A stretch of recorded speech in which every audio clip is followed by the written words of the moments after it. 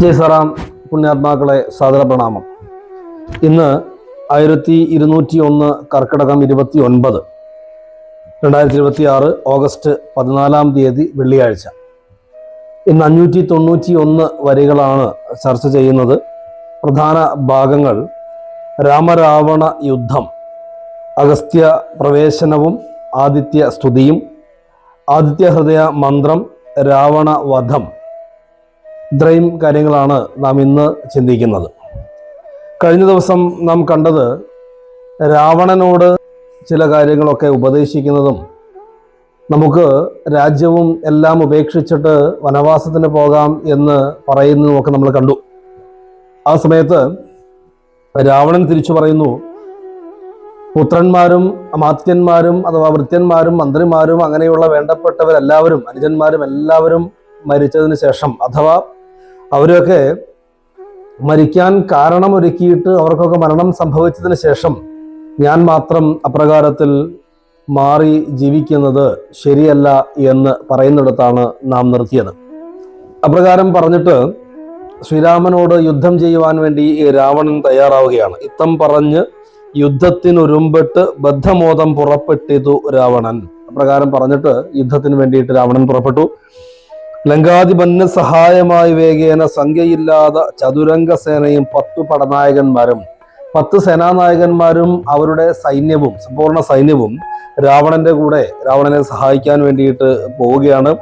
അത് കണ്ടിട്ട് ആ രാവണൻ തൻ്റെ സൈന്യത്തോട് ഒരുമിച്ച് വരുന്നത് കണ്ടിട്ട്, സമുദ്രം പോലെ പരന്നു വരുന്ന ആ മഹാസൈന്യത്തെ കണ്ടിട്ട് ഹനുമാൻ മുതലായിട്ടുള്ള വാനരന്മാരൊക്കെ ഒന്ന് പിന്മാറാൻ വേണ്ടിയിട്ട് തയ്യാറാവുന്നു, ഭയക്കുന്നു.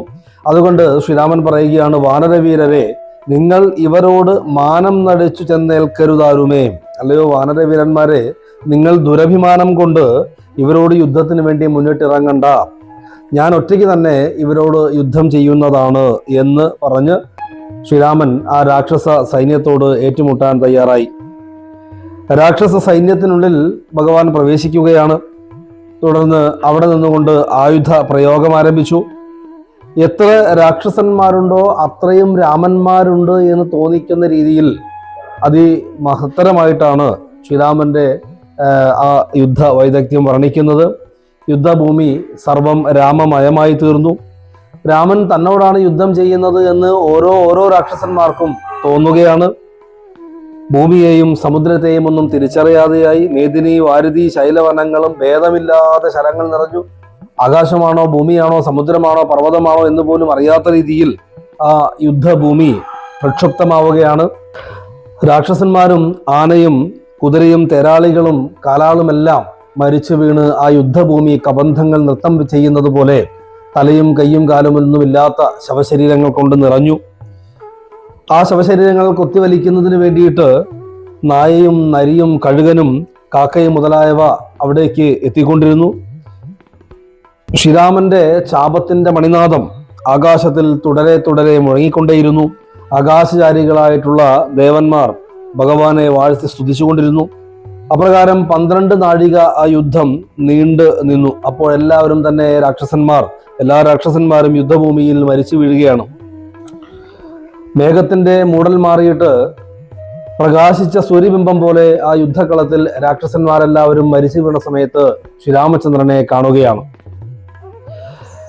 ലക്ഷ്മണൻ, സുഗ്രീവൻ, വിഭീഷണൻ തുടങ്ങിയവരെല്ലാവരും ശ്രീരാമന്റെ സമീപത്ത് ചെന്ന് വണങ്ങി നിന്നു. ഭഗവാൻ അവരെ എല്ലാവരെയും സന്തോഷത്തോടുകൂടി കടാക്ഷം ചെയ്തു. ആ അവസരത്തിൽ ലങ്കയിലുള്ള രാക്ഷസ സ്ത്രീകളൊക്കെ വാവിട്ട് നിലവിളിക്കുകയാണ്. അവർ നിലവിളിക്കുന്നു, താതാ, സഹോദര, നന്ദന, വല്ലഭ, നാഥ. അതായത് ഇവിടെ ഓരോരോ സ്ത്രീകളുടെയും അവർക്ക് നഷ്ടപ്പെട്ട ആളുകളെ കുറിച്ച് പറയുകയാണ്. ചില സ്ത്രീകൾ താത എന്ന് വിളിക്കുന്നു, അവരെ അച്ഛനെ നഷ്ടപ്പെട്ടിട്ടുണ്ട്. സഹോദര എന്ന് വിളിക്കുന്നു, സഹോദരൻ നഷ്ടപ്പെട്ടവർ. നന്ദന എന്ന് വിളിക്കുന്നു, മകനെ നഷ്ടപ്പെട്ടവർ. വല്ലഭ എന്ന് വിളിക്കുന്നു, ഭർത്താവിനെ നഷ്ടപ്പെട്ടവർ.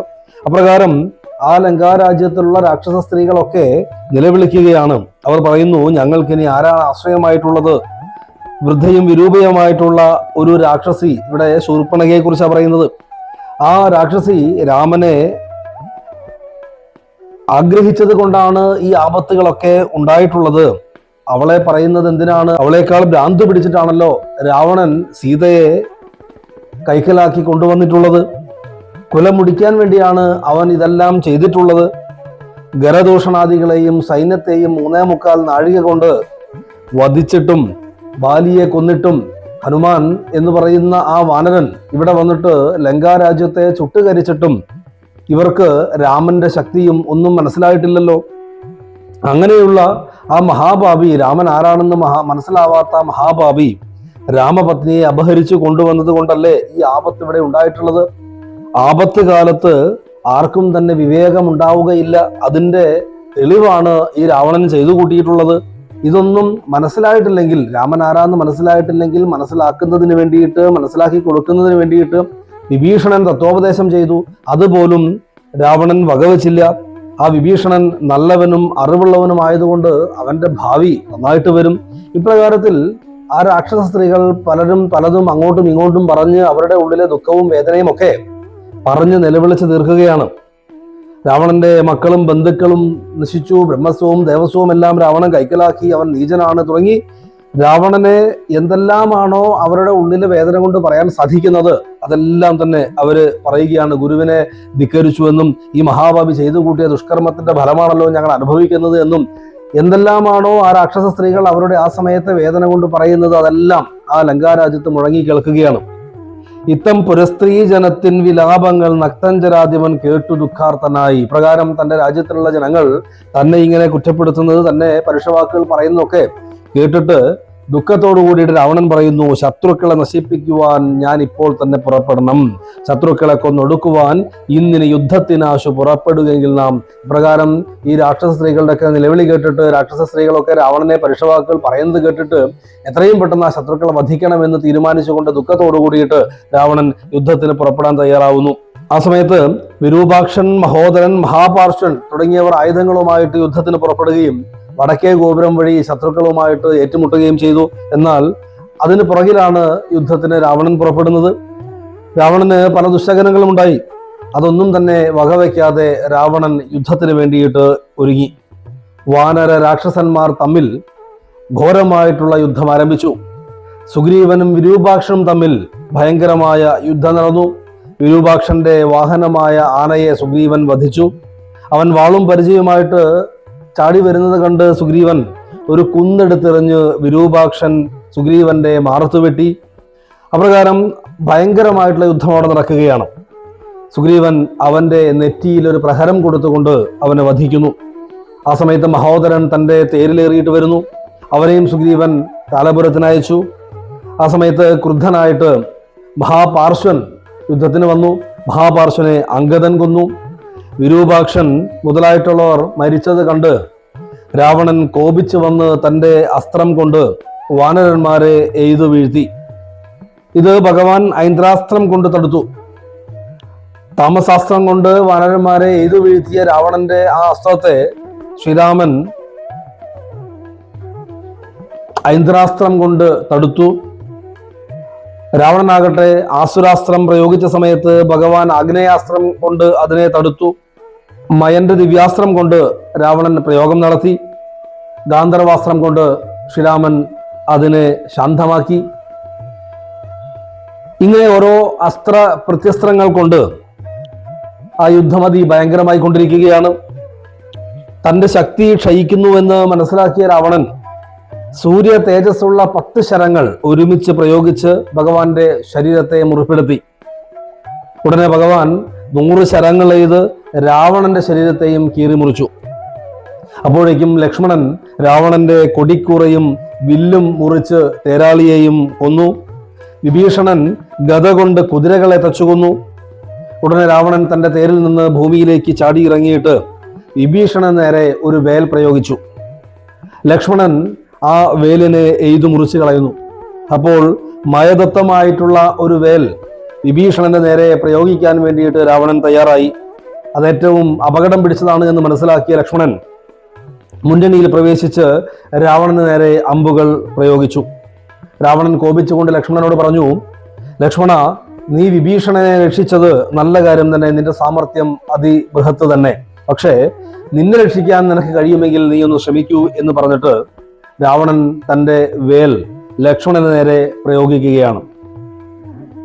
അസ്ത്രങ്ങൾ കൊണ്ട് ആ വേലിനെ തടുക്കാൻ കഴിയാതെ ലക്ഷ്മണൻ ആ വേലേറ്റ് ശക്തിയേറ്റ് നിലത്തു വീഴുന്നു. ഇത് കണ്ട് ഭഗവാൻ ശ്രീരാമചന്ദ്രൻ അല്പസമയം ദുഃഖത്തോടുകൂടി നിന്നു.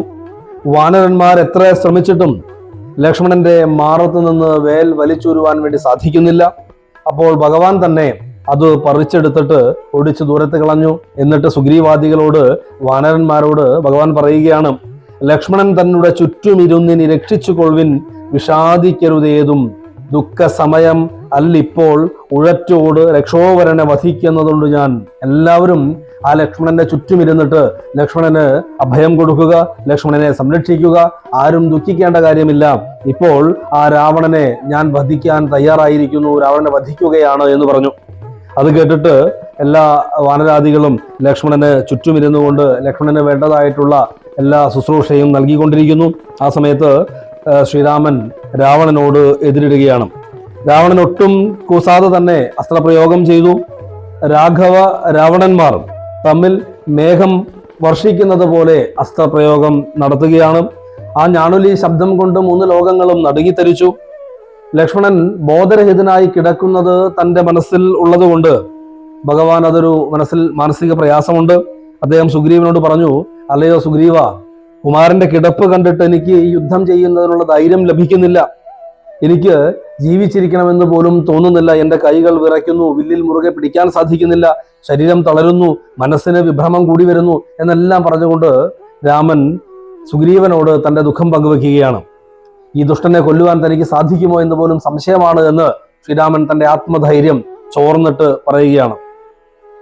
ഏവം അരുൾ ചെയ്ത നേരം സുഷേണനും ദേവദേവൻ തന്നോട് ആശു ചൊല്ലിയിടിനാൻ. അത് കേട്ടിട്ട് സുഷേണൻ ശ്രീരാമനോട് പറയുന്നു, ദേഹത്തിനേതും നിറം പകർന്നീല ഒരു മോഹമത്രേ കുമാരൻ എന്ന നിർണയം. അല്ലയോ ശ്രീരാമചന്ദ്ര, കുമാരന് ഭയപ്പെടേണ്ടതായിട്ടുള്ള ഒന്നുമില്ല. ശരീരത്തിന് നിറപ്പകർച്ച സംഭവിച്ചിട്ടില്ല, ബോധരഹിതനായിട്ട് കിടക്കുന്നു എന്ന് മാത്രമേ ഉള്ളൂ. മുഖത്തിനോ കണ്ണിനോ യാതൊരു തരത്തിലും ഭാവപകർച്ച സംഭവിച്ചിട്ടില്ല.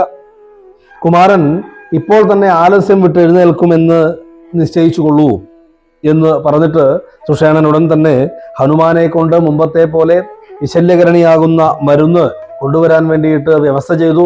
ഹനുമാൻ സ്വാമി നിമിഷം നേരം കൊണ്ട് തന്നെ ആ വിശല്യകരണി കൊണ്ടുവരികയും സുഷേണൻ ആ മരുന്ന് ഉപയോഗിച്ച് നസ്യം ചെയ്യുകയും ലക്ഷ്മണൻ ആലസ്യം തീർന്ന് എഴുന്നേൽക്കുകയും ചെയ്തു. ഹനുമാൻ ഉടനെ തന്നെ ആ ഔഷധ ശൈലം എടുത്തുകൊണ്ടുപോയി പൂർവ്വസ്ഥിതിയിൽ വെച്ച് തിരികെ വരികയും ചെയ്തു. ലക്ഷ്മണൻ ജ്യേഷ്ഠന്റെ പാദങ്ങൾ നമസ്കരിച്ചു. രാമൻ ലക്ഷ്മണനെ മുറുകെ തഴുകിക്കൊണ്ട് പറഞ്ഞു, നിന്റെ ദുഃഖം കണ്ട്, നിന്റെ കിടപ്പ് കണ്ടിട്ട് ഞാൻ ആകെ പരവശനായി പോയി, ഞാൻ ഭയപ്പെട്ടു പോയി. അതുകൊണ്ട് എനിക്ക് നേരെ യുദ്ധം ചെയ്യുവാൻ പോലും സാധിച്ചില്ല ലക്ഷ്മണ എന്ന് പറയുന്നു. അതിന് മറുപടിയായിട്ട് ലക്ഷ്മണൻ ശ്രീരാമനോട് പറയുന്നു, അല്ലയോ ഭഗവാനെ, ഒരു കാര്യം അങ്ങ് മനസ്സിൽ തീർച്ചയാക്കണം. ഈ രാവണൻ 3 ലോകത്തിനും ഉപദ്രവകാരിയാണ്. മുനിമാരോട് ചെയ്ത സത്യം അത് പാലിക്കുക തന്നെ വേണം.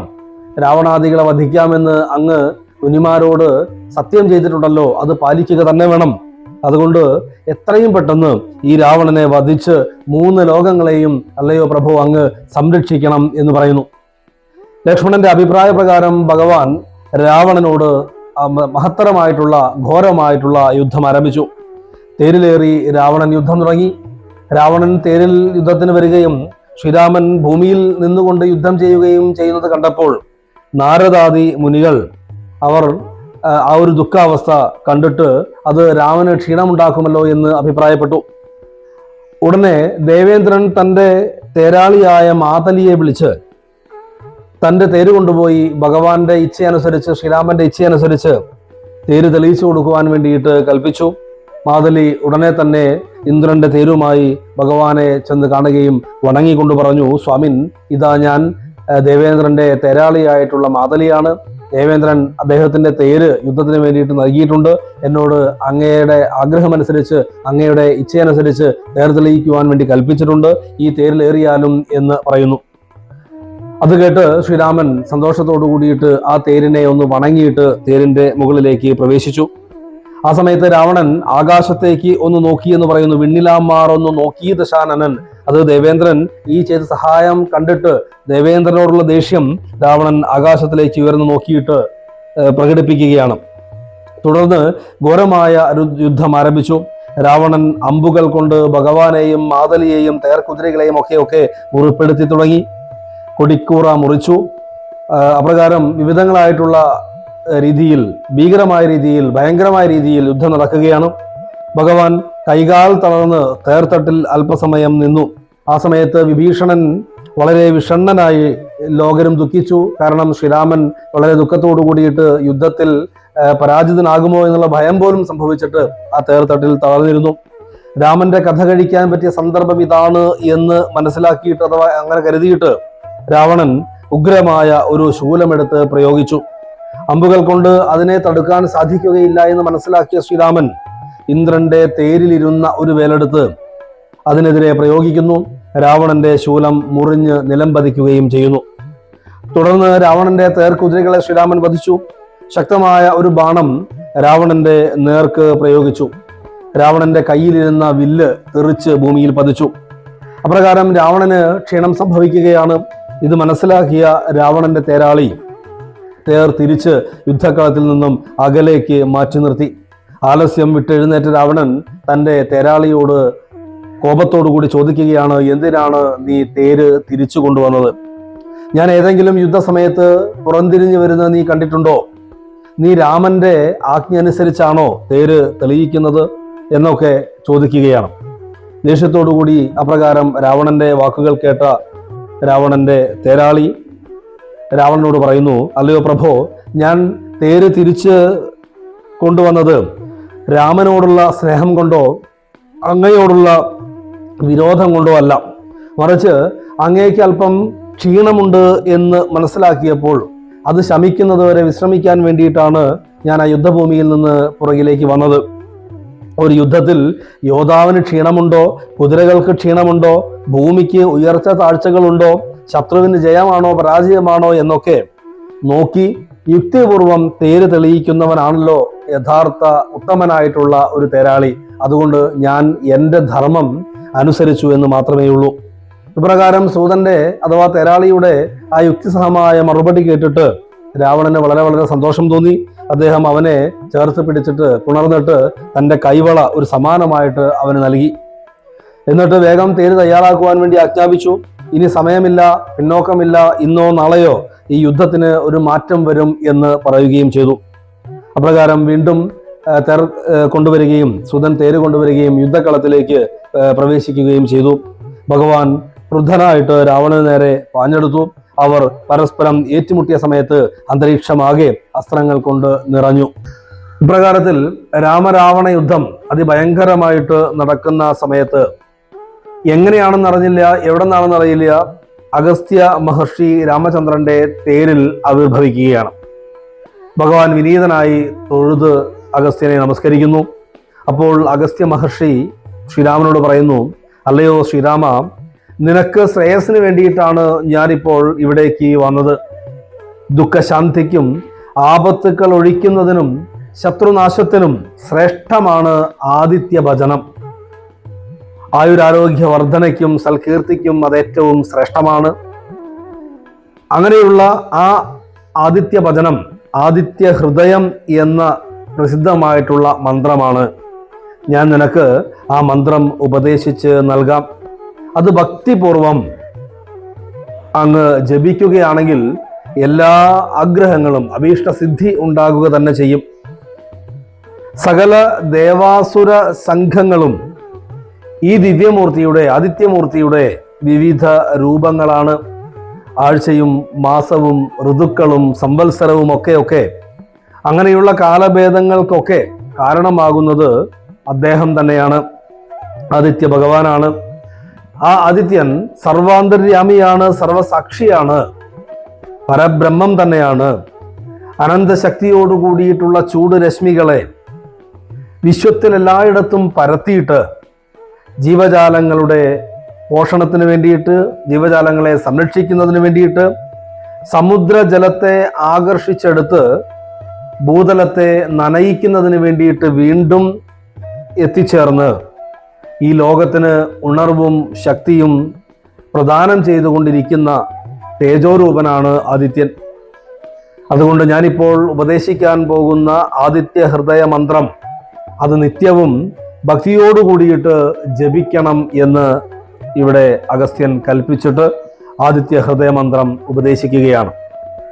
സന്താപനാശകരായ നമോ നമ, അന്ധകാരാന്തകരായ നമോ നമ. സകല ദുഃഖങ്ങളെയും നശിപ്പിക്കുന്നവനായിട്ടുള്ള ആദിത്യന് നമസ്കാരം. അന്ധകാരാന്തകരായ നമോ നമ, ഇരുട്ടിന്റെ അന്തകൻ, ഇരുട്ടിനെ ഇല്ലാതാക്കുന്നവനായ ആദിത്യന് നമസ്കാരം. ചിന്താമണയെ ചിദാനന്ദായ തേ നമ, ചിന്താമണിയും ചിദാനന്ദനുമായിരിക്കുന്ന ആദിത്യദേവ അങ്ങേക്ക് നമസ്കാരം.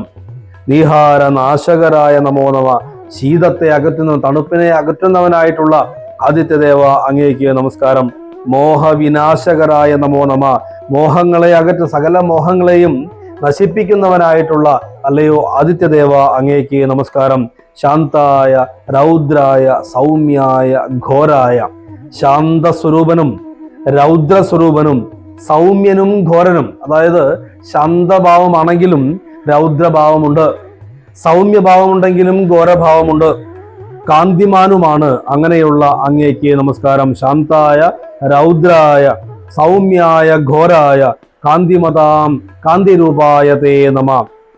സ്ഥാവര ജംഗമാചാര്യായ തേ നമ. ഈ കാണപ്പെടുന്നതും കാണാത്തതുമായിട്ടുള്ള സകല സ്ഥാവരങ്ങളുടെയും ജംഗമങ്ങളുടെയും ആചാര്യ നായകത്വം വഹിക്കുന്ന അല്ലയോ ആദിത്യദേവ അങ്ങേക്ക് നമസ്കാരം. ദേവായ വിശ്വൈക സാക്ഷിണേ തേ നമ. അല്ലയോ ദേവ, അങ്ങ് ഈ വിശ്വത്തിന്റെ ഏക സാക്ഷിയാണ്, അങ്ങേക്ക് നമസ്കാരം. സത്വപ്രധാനായ തത്വായ തേ നമ. സത്വഗുണപ്രധാനനും തത്വസ്വരൂപനുമായ അല്ലയോ ആദിത്യദേവ അങ്ങേക്ക് നമസ്കാരം. സത്യസ്വരൂപായ നിത്യം നമോ നമ. സത്യത്തിന്റെ സ്വരൂപമായിരിക്കുന്നവനെ അങ്ങേക്ക് നമസ്കാരം.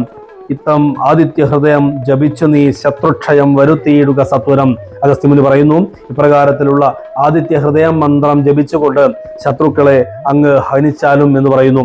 ആദിത്യ ഹൃദയ മന്ത്രം ഒന്നുകൂടെ പറയാം.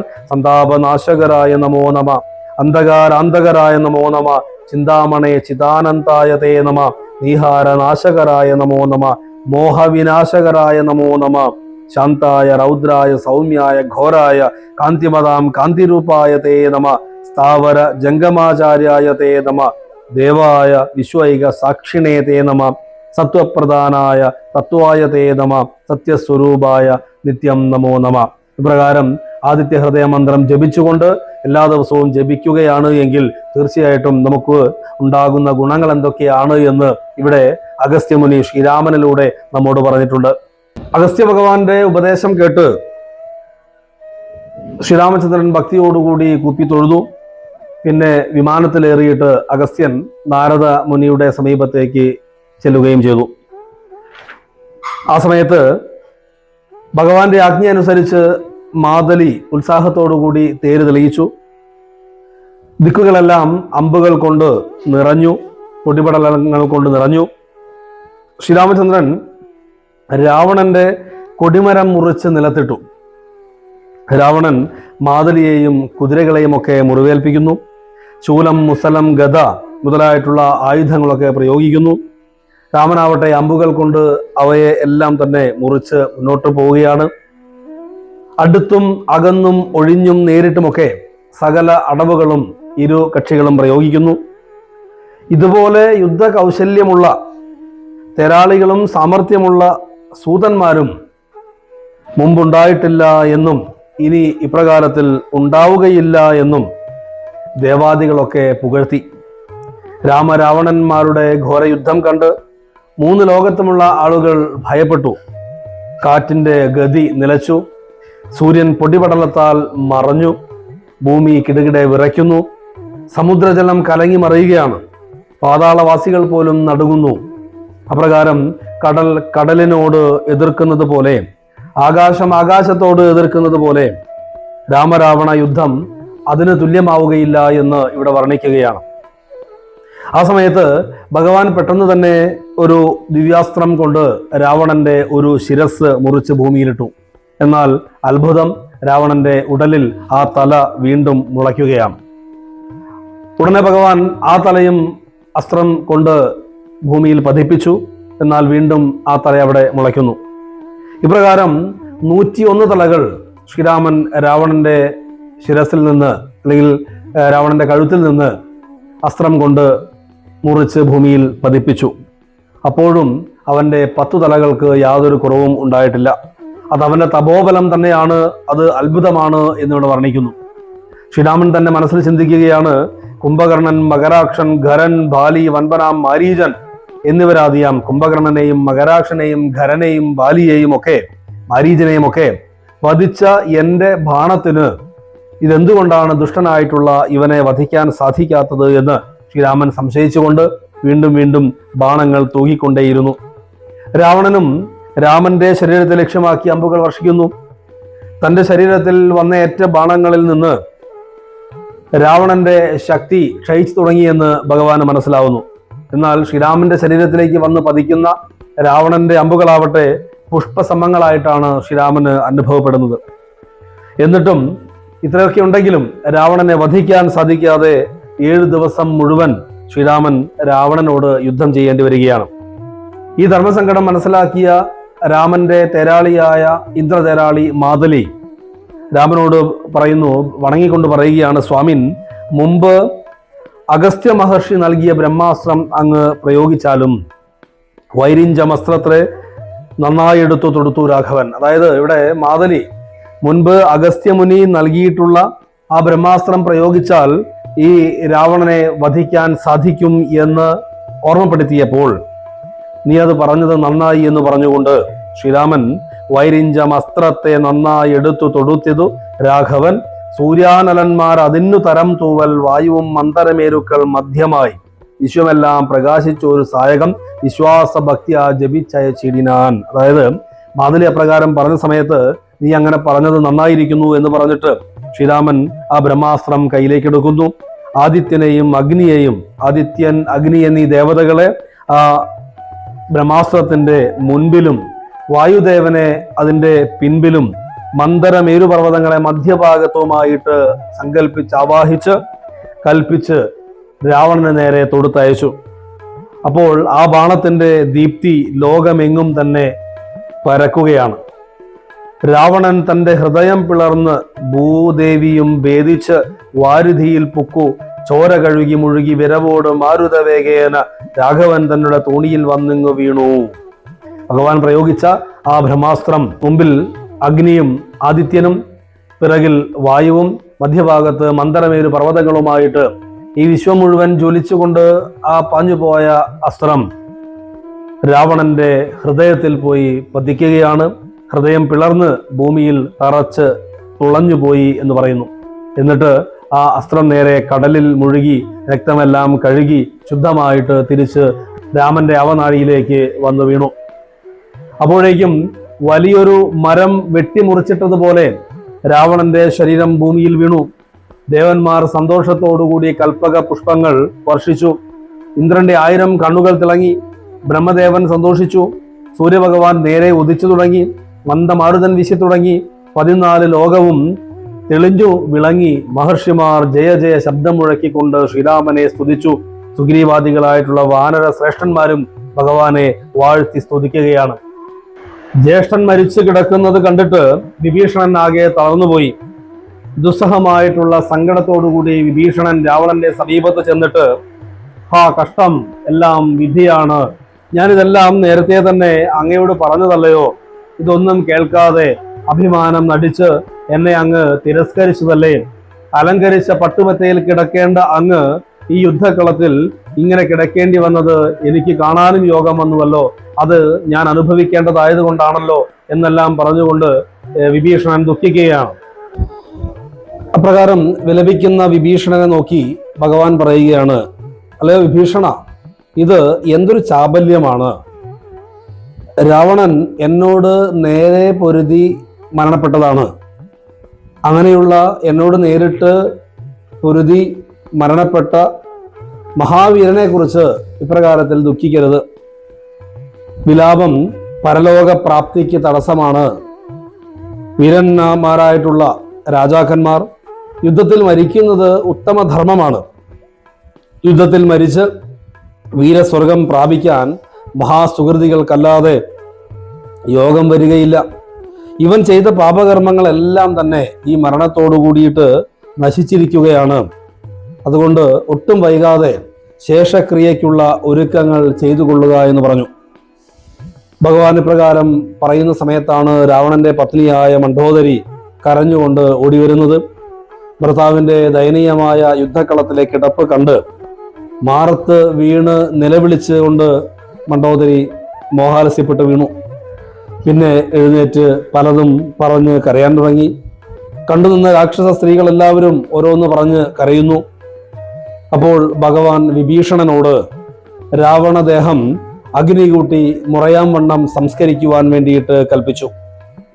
വിഭീഷണൻ തിരിച്ച് ശ്രീരാമനോട് ചോദിക്കുന്നു, സ്വാമിൻ, ഇവരെ പോലെ ഇത്രയധികം പാപം ചെയ്ത മറ്റുള്ളവർ ഈ ലോകത്തില്ല എന്ന് തന്നെയാണ് എനിക്ക് തോന്നുന്നത്. അങ്ങനെയുള്ള ഈ ദുഷ്ടന്റെ ശവസംസ്കാരം നടത്തുന്നത് എനിക്ക് യോഗ്യമായ പ്രവൃത്തി അല്ല എന്ന് പറയുന്നു. ശ്രീരാമൻ അതിന് മറുപടിയായിട്ട് പറയുകയാണ്, മൽബാണമേറ്റൊരണാന്തേ മരിച്ചൊരു കർപ്പൂരാധീശ്വരൻ അറ്റിതു പാപങ്ങൾ. എന്റെ അമ്പേറ്റ് മരണപ്പെട്ട ഈ രാക്ഷസ രാജന്റെ എല്ലാ പാപങ്ങളും അതോടുകൂടി നശിച്ചിരിക്കുന്നു. വൈരവും ആ മരണാന്തമെന്നാകുന്നിതേറിയ സദ്ഗതി ഉണ്ടാവതിനു നീ ശേഷക്രിയകൾ വഴിയേ കഴിക്കുക. അതായത് ഒരു ശത്രുത മരണം വരെ മാത്രമേ നിലനിൽക്കുവാൻ പാടുകയുള്ളൂ. അതിനാൽ രാവണന്റെ ആത്മശാന്തിക്ക് വേണ്ടിയിട്ടുള്ള ശേഷക്രിയകളെല്ലാം വിധി പോലെ നടത്തൂ എന്ന് പറയുകയാണ്.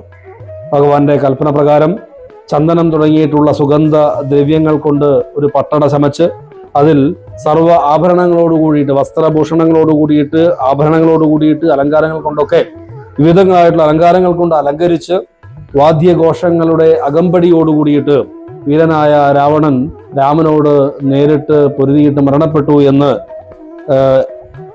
അറിയിച്ചുകൊണ്ട് അഗ്നിഹോത്രികളെ സംസ്കരിക്കുന്നത് പ്രകാരം എപ്രകാരമാണോ വിദ്യാമണ്ണം സംസ്കരിക്കേണ്ടത് അതേ പ്രകാരത്തിൽ സംസ്കാര കർമ്മം നടത്തി ഉദക ക്രിയകളെല്ലാം തന്നെ ചെയ്തു.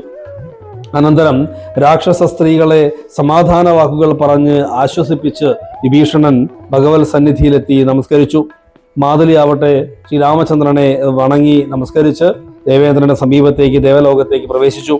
യുദ്ധം കാണാനായി വന്നു നിന്നിരുന്നവരെല്ലാവരും തന്നെ അവരവരുടെ മന്ദിരത്തിൽ പ്രവേശിക്കുകയും ചെയ്തു. ഇത്രയുമാണ് നാം ഇന്ന് ചിന്തിക്കുന്ന പാഠ്യഭാഗം.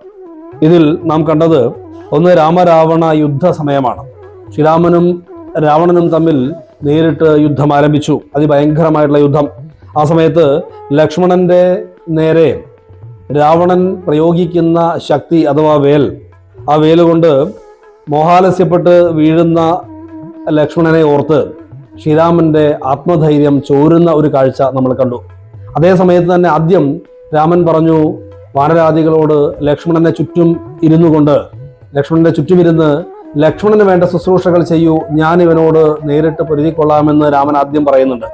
എന്നാൽ യുദ്ധം ആരംഭിക്കുന്ന സമയത്ത് ലക്ഷ്മണൻ അവിടെ കിടക്കുന്നത് ഓർത്തിട്ട് തൻ്റെ മനസ്സിന് ധൈര്യം വരാത്തത് കൊണ്ട് ശാപം അല്ലെങ്കിൽ അമ്പ് കുലയ്ക്കുന്നതും വില്ല് കുലയ്ക്കുന്നതും അമ്പെടുക്കുന്നതും ഒക്കെ കൈവിറച്ചു പോകുന്നു എന്ന് രാമൻ പറയുന്നുണ്ട്.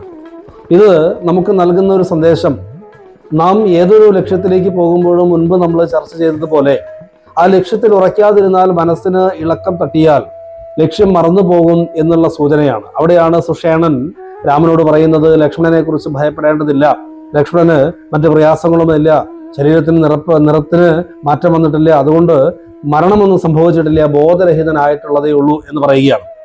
ഇത് നാം മനസ്സിലാക്കേണ്ടത്, നാം ഒരു ദൗത്യത്തിന് പോകുന്ന സമയത്ത്, നാം ഏതെങ്കിലും ഒരു ലക്ഷ്യം ഉറപ്പിച്ച് പോകുന്ന സമയത്ത് ഇനി ഏതെങ്കിലും തരത്തിൽ വേദനിപ്പിക്കുന്ന, ദുഃഖിപ്പിക്കുന്ന, വിഷമിപ്പിക്കുന്ന കാര്യങ്ങൾ ഉണ്ടെങ്കിൽ പോലും അതിനെ എപ്രകാരമാണ് നിസ്സാരവൽക്കരിച്ചുകൊണ്ട് ആത്മധൈര്യം പകർന്നു കൊടുക്കാൻ സാധിക്കുക എന്നുള്ള ഒരു ദൃഷ്ടാന്തം ഇവിടെ സുഷേണൻ രാമനോട് പറയുന്നതിലൂടെ നമുക്ക് കാണാൻ സാധിക്കുന്നു. ഇത് നമ്മുടെ നിത്യജീവിതത്തിൽ പലപ്പോഴും പ്രായോഗികമായിട്ട് നാം നടപ്പിൽ വരുത്തേണ്ടതായിട്ടുള്ള ഒരു വിഷയം തന്നെയായിരിക്കും എന്നതുകൊണ്ടാണ് ആ ഭാഗം ഇവിടെ എടുത്ത് ഓർമ്മപ്പെടുത്തുന്നത്. തുടർന്ന് നാം കണ്ടത് മാതലിയുടെ വരവാണ്. രാവണൻ തൻ്റെ തേരിലേറിയിട്ട് യുദ്ധം ചെയ്യുന്ന സമയത്ത് നിലത്ത് നിന്നുകൊണ്ട് യുദ്ധം ചെയ്യുന്ന രാമന്റെ അവസ്ഥയെക്കുറിച്ച് ഓർത്ത് നാരദാദികൾ അഭിപ്രായപ്പെട്ടപ്പോൾ ദേവേന്ദ്രൻ തൻ്റെ തേരിനെയും തേരാളിയെയും രാമന് നൽകുകയാണ്. ഇവിടെ അതിൽ നിന്നും നാം ഉൾക്കൊള്ളേണ്ടുന്ന കാര്യം, ധർമ്മത്തിന് വേണ്ടിയിട്ട് പ്രവർത്തിക്കുമ്പോൾ നമുക്ക് എന്ത് കുറവുകളുണ്ടെങ്കിലും ആ കുറവുകളെല്ലാം തന്നെ നികത്തുവാൻ വേണ്ടിയിട്ട് ഗുരുക്കന്മാരായിട്ടുള്ള, ഇവിടെ നാരദാദികളുടെ ചർച്ചയാണ് അതിന് ആസ്പദമായിട്ടുള്ള കാര്യം, അതുകൊണ്ട് ദേവേന്ദ്രൻ തന്റെ തേരും തന്റെ തേരാളിയെയും വിട്ടുകൊടുക്കുകയാണ്. കാരണം ധർമ്മസംസ്ഥാപനം എന്നുള്ളതാണ് വിഷയം എന്നതുകൊണ്ട്. അപ്പോൾ ധർമ്മസംസ്ഥാപനത്തിന് വേണ്ടിയിട്ട് നാം മുന്നിട്ടിറങ്ങുന്ന സമയത്ത് നമ്മുടെ കയ്യിൽ എന്തെല്ലാം ഉണ്ട് എന്ന് നാം ചിന്തിക്കേണ്ടതില്ല എന്നുള്ളതാണ് ദൃഷ്ടാന്തം. കാരണം രാവണന്റെ കയ്യിലുള്ള സർവ്വവിധ ആയുധങ്ങളുണ്ട്, തേരുണ്ട്, തേരാളിയുണ്ട്. ഇതൊന്നുമില്ലാതെ ഒരു അമ്പും വില്ലും കൊണ്ട് മാത്രമാണ് ശ്രീരാമൻ ധർമ്മസംസ്ഥാപനത്തിന് വേണ്ടിയിട്ട് ഇറങ്ങിയത്. അവിടെ ധർമ്മസംസ്ഥാപനത്തിനായതുകൊണ്ട് ദേവന്മാരുടെയും അതുപോലെ തന്നെ ഗുരുക്കന്മാരുടെയും ഒക്കെ അനുഗ്രഹം ശ്രീരാമന് ലഭിക്കുകയും ധർമ്മസംസ്ഥാപനത്തിന് വേണ്ടിയിട്ട് സാധിക്കുകയും ചെയ്തു എന്നുള്ളതാണ് നാം മനസ്സിലാക്കേണ്ടത്. അതുകൊണ്ട് ഒരിക്കൽ കൂടി പറയാം, ധർമ്മസംസ്ഥാപനത്തിന്, ധർമ്മം നിലനിർത്തുന്നതിന് വേണ്ടിയിട്ട് ഇറങ്ങുവാൻ നാം തയ്യാറാവുക എന്നത് മാത്രമാണ് കരണീയമായിട്ടുള്ളത്. ബാക്കിയെല്ലാം വേണ്ട സമയത്ത് വന്നു ചേരുക തന്നെ ചെയ്യും. മറ്റൊന്ന് കാണുന്നത് അഗസ്ത്യ പ്രവേശവും ആദിത്യ സ്തുതിയുമാണ്. ആദിത്യന്റെ പ്രാധാന്യം അഥവാ സൂര്യന്റെ പ്രാധാന്യം, സൂര്യഭഗവാന്റെ പ്രാധാന്യവും സൂര്യഭഗവാനെ സ്തുതിക്കേണ്ടുന്നതിന്റെ ആവശ്യകതയും സൂര്യ ഉപാസനയുടെ പ്രാധാന്യവുമൊക്കെ ഇവിടെ കൃത്യമായിട്ട് നമ്മളെ ബോധിപ്പിക്കുകയാണ്. ഈ സകല ചരാചരങ്ങൾക്കും സാക്ഷിയായിട്ടും സകല ചരാചരങ്ങൾക്കും ചൈതന്യമായിട്ടും സകല ചരാചരങ്ങളുടെയും ഉള്ളിലും പുറത്തും വസിക്കുന്നതുമായിട്ടുള്ള ഒരു ചൈതന്യമാണ് സൂര്യൻ അഥവാ ആദിത്യൻ. ആ ആദിത്യദേവനെ നിരന്തരം നാം സമാശ്രയിക്കുകയാണ് എങ്കിൽ, ആദിത്യനെ ഉപാസിക്കുകയാണ് എങ്കിൽ, ആ ആദിത്യനോളമുള്ള ആ പ്രഭ, ആ ചൈതന്യം നമ്മളിലൂടെ ഈ വിശ്വം മുഴുവൻ പരക്കുക തന്നെ ചെയ്യും എന്നുള്ള വലിയൊരു സന്ദേശം ആദിത്യ ഹൃദയ മന്ത്രജപത്തിലൂടെ നമുക്ക് ശത്രുവിനാശം വരുമെന്നുള്ളത്, ആദിത്യ ഹൃദയ മന്ത്രജപത്തിലൂടെ നമുക്ക് ആത്മചൈതന്യം വർദ്ധിക്കുമെന്നുള്ളത്, നമ്മളുടെ ആത്മധൈര്യം വർദ്ധിക്കുമെന്നുള്ളതൊക്കെ ഇവിടെ കൃത്യമായിട്ട് അടയാളപ്പെടുത്തുകയാണ്. അതിനുശേഷമാണ് രാവണവധം. രാവണവധത്തിന് ഇവിടെ നാം കണ്ടു, ശ്രീരാമൻ ബ്രഹ്മാസ്ത്രം എയ്യുവാൻ വേണ്ടിയിട്ട് യഥാർത്ഥത്തിൽ മറന്നുപോയി. അവിടെ ദേവേന്ദ്രന്റെ നിർദ്ദേശമനുസരിച്ച് വന്ന മാതലി ശ്രീരാമനെ ഓർമ്മപ്പെടുത്തുകയാണ് മുമ്പ് അഗസ്ത്യര് തന്ന പൈതാമഹാസ്ത്രം അല്ലെങ്കിൽ ബ്രഹ്മാസ്ത്രം പ്രയോഗിക്കാൻ വേണ്ടിയിട്ട്. നീ അത് പറഞ്ഞത് നന്നായി എന്ന് പറഞ്ഞുകൊണ്ട് ശ്രീരാമൻ ബ്രഹ്മാസ്ത്രം തൊടുക്കുകയാണ്. അഗ്നിയെയും ആദിത്യനെയും മുമ്പിലും പിറകിൽ വായുവിനെയും മധ്യഭാഗത്ത് മന്ധര മേരു പർവ്വതങ്ങളെയും എല്ലാം സങ്കല്പിച്ച് ആവാഹിച്ചിട്ട് ദിക്കുകൾ മുഴുവൻ ശോഭിക്കുന്ന രീതിയിൽ ശ്രീരാമന്റെ വില്ലിൽ നിന്നും പാഞ്ഞുപോയിട്ട് രാവണന്റെ ഹൃദയം തുളച്ച് ആ അമ്പ് സമുദ്രത്തിൽ പോയി സ്വയമേവ തന്നെ ശുദ്ധീകരിക്കപ്പെട്ട് രാമന്റെ തുണീരത്തിൽ അവനാഴിയിൽ വന്ന് വീണു എന്ന് പറയുന്നു. അവിടെയാണ് വെട്ടേറ്റ മരം പോലെ രാവണൻ ഭൂമിയിൽ പതിച്ചത്. വലിയൊരു അധ്യായത്തിന് ഇവിടെ സമാപനം കുറിക്കുകയാണ്. ആ സമയത്ത് വിഭീഷണൻ രാവണന്റെ സമീപത്ത് ചെന്ന് ദുഃഖത്തോടുകൂടി പറയുന്നു, നിന്നോട് ഞാൻ മുമ്പ് ഇതെല്ലാം പറഞ്ഞതല്ലേ, പട്ടുമെത്തയിൽ കിടക്കേണ്ട നീ ഈ യുദ്ധക്കളത്തിൽ ഇങ്ങനെ കിടക്കുന്നത് കാണുവാനുള്ള ഒരു ദൗർഭാഗ്യം കൂടി എനിക്കുണ്ടല്ലോ എന്നെല്ലാം പറഞ്ഞ് ദുഃഖിക്കുമ്പോൾ ശ്രീരാമൻ വിഭീഷണനോട് പറയുന്നു, അപ്രകാരം ദുഃഖിക്കരുത്. എന്നോട് നേരിട്ട് യുദ്ധം ചെയ്ത് മരണപ്പെട്ട മഹാവീരനാണ് രാവണൻ. അതുകൊണ്ട് മരണപ്പെട്ടവരെ കുറിച്ച് ആലോചിച്ച് ദുഃഖിച്ചിട്ട് അവരുടെ ഗതി മുടക്കരുത് എന്ന് പറയുകയാണ്. ഇത് മനുഷ്യ ജീവിതത്തിൽ നമ്മൾ ഓരോരുത്തരും പഠിക്കേണ്ടുന്ന ഒരു വലിയൊരു സന്ദേശമാണ്. കാരണം വേണ്ടപ്പെട്ട ആളുകൾ മരിക്കുമ്പോൾ സ്വാഭാവികമായിട്ടും നമുക്ക് ദുഃഖമുണ്ടാകും. പക്ഷേ ആ ദുഃഖം കൊണ്ട് കരയുമ്പോൾ അല്ലെങ്കിൽ അവരുടെ ആ മരണം കണ്ട് നാം അതിയായിട്ട് ദുഃഖിക്കുന്ന സമയത്ത് ആ ആത്മചൈതന്യത്തിന് ബ്രഹ്മത്തിലേക്ക് ലയിക്കുവാൻ സാധിക്കാതെ ത്രിശങ്ക സ്വർഗം എന്നതുപോലെ ഭൂമിയിലുമല്ല, ആകാശത്തിലുമല്ല, അഥവാ ഭൂമിയിലുമല്ല, സ്വർഗത്തിലുമല്ല എന്നുള്ളൊരവസ്ഥയിൽ, മാനുഷ്യതലത്തിലുമല്ല, ദേവതലത്തിലുമല്ല എന്നുള്ള അവസ്ഥയിൽ ആ ആത്മാവ് നിന്നു പോകും എന്നുള്ള ഒരു സൂചന ഇവിടെ ശ്രീരാമൻ വിഭീഷണന് നൽകുകയാണ് നമുക്ക് വേണ്ടിയിട്ട്. അതുകൊണ്ട് ദുഃഖിക്കുകയല്ല വേണ്ടത്. എന്നോട് നേരിട്ട് യുദ്ധം ചെയ്തത് കൊണ്ട് അവൻ ചെയ്ത പാപങ്ങളൊക്കെ ഈ മരണത്തോടുകൂടി നശിച്ചിരിക്കുന്നു എന്നെല്ലാം പറയുന്നു. ഇത് കേട്ട് വിഭീഷണൻ ആശ്വാസപ്പെടുന്നു.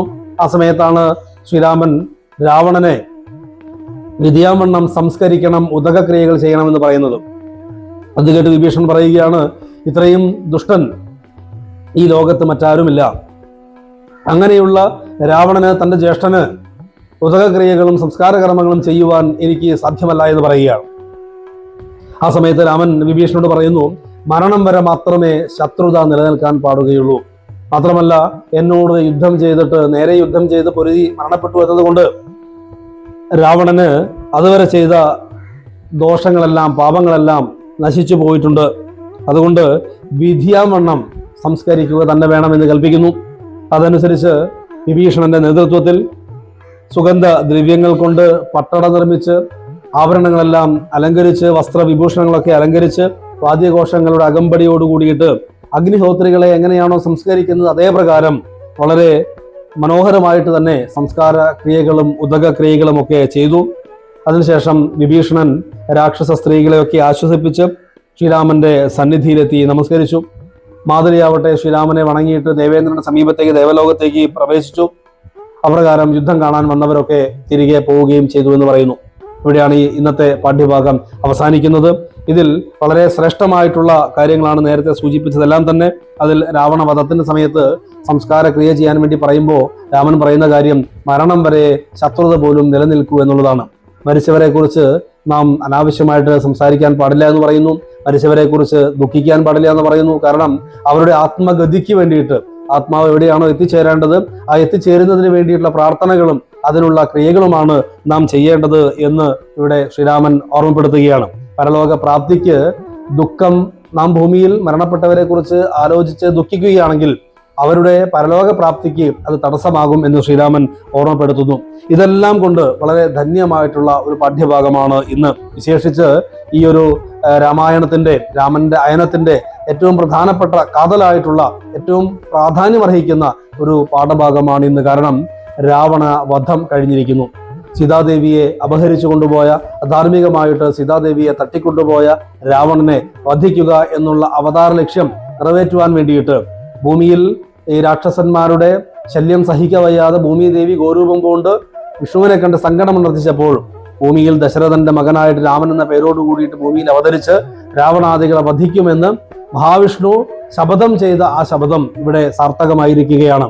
സീതാദേവിയെ ഉപാധിയാക്കിക്കൊണ്ട് സീതാദേവിയെ അപഹരിക്കുന്ന രാവണനെ വധിക്കാൻ വേണ്ടിയിട്ട് ശ്രീരാമൻ ഇവിടെ എത്തുകയും ലങ്കയിലെത്തുകയും ഇപ്പോൾ ആ മുഹൂർത്തം വന്നെടുത്ത് രാവണനെ ശ്രീരാമൻ വധിക്കുകയും ചെയ്തിരിക്കുന്നു. നമ്മുടെ എല്ലാ മനസ്സുകളിൽ ഏതെങ്കിലും തരത്തിലുള്ള രാവണന്മാരുണ്ടെങ്കിൽ 10 തലകളും 20 കൈകളും ഒക്കെയുള്ള ഒട്ടനവധി രാവണന്മാർ നമ്മുടെ എല്ലാ മനസ്സുകളിൽ, ചിന്തകളിൽ, വാക്കുകളിൽ, പ്രവൃത്തികളിലൊക്കെ ഉണ്ടെങ്കിൽ ഈ ദിവസത്തെ പാഠ്യഭാഗം കടന്നു പോകുമ്പോൾ നമ്മുടെ ഉള്ളിൽ തന്നെയുള്ള ശ്രീരാമൻ നമ്മുടെ ഉള്ളിലുള്ള രാവണനെ വധിച്ചിരിക്കണം.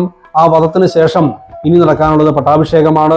ആ പട്ടാഭിഷേകം നമ്മുടെ മനസ്സിൽ നടക്കണം. ശ്രീരാമൻ നമ്മുടെ മനസ്സിൽ വസിക്കണം എന്ന് മാത്രം ഓർമ്മപ്പെടുത്തിക്കൊണ്ട് അതിനുള്ള ആളുകളായിട്ട്, വ്യക്തികളായിട്ട്, അതിനുള്ള ഇരിപ്പിടങ്ങളായിട്ട് മാറുവാൻ നമുക്ക് സാധിക്കട്ടെ. അതിന് ഗുരുപരമ്പര നമ്മെ അനുഗ്രഹിക്കട്ടെ എന്ന് മാത്രം പ്രാർത്ഥിച്ചുകൊണ്ട് ഇന്നത്തെ പാഠ്യഭാഗം ഗുരുപാദങ്ങളിൽ സമർപ്പിക്കട്ടെ. ജയ് സീതാറാം.